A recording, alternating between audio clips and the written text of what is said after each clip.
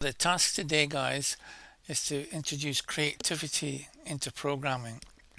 So you may or may not know from previous videos I've done that if you put a very low temperature, it's one of the parameters in generative AIs, let's say 0.1, the AI is very good at programming and maths. It looks at its shoes all day long kind of thing.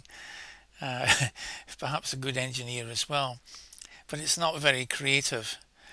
Whereas if you put the temperature at about 0.9 or even higher, if you make it greater than 1, it can become kind of a bit silly at times.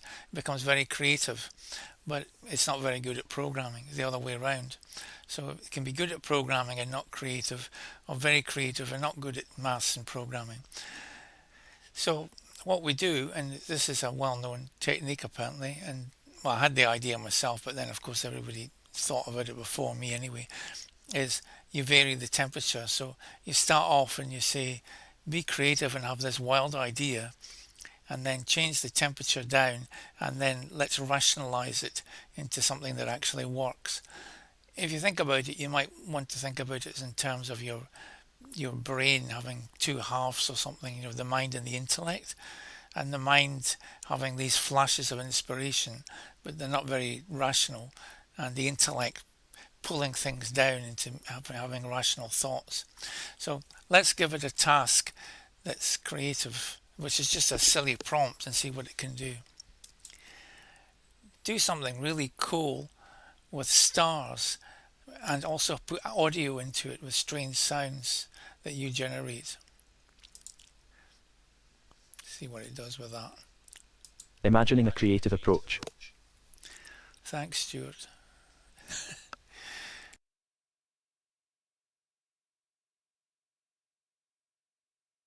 Using Sonnet. Creative vision. Stellar drift. An interactive cosmic sound experience. Creative brief. The program opens to a pure black void where thousands of tiny stars, rendered in varying sizes and soft luminescent whites, icy blues, and warm amber golds slowly drift and breathe across the screen, each one pulsing with a gentle glow that mimics the irregular rhythm of a real star's scintillation.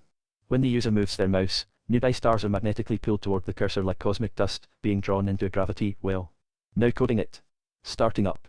I am reading your request now.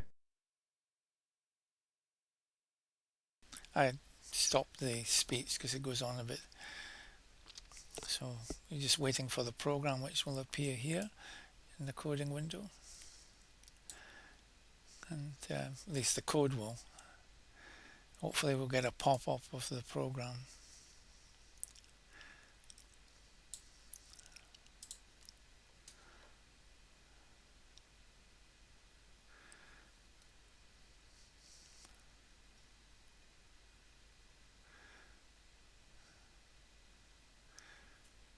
It's taking a fair old time to do it this time.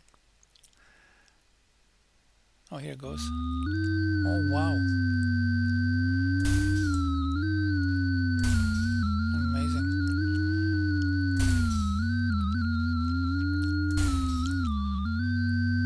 So that works, no question about that.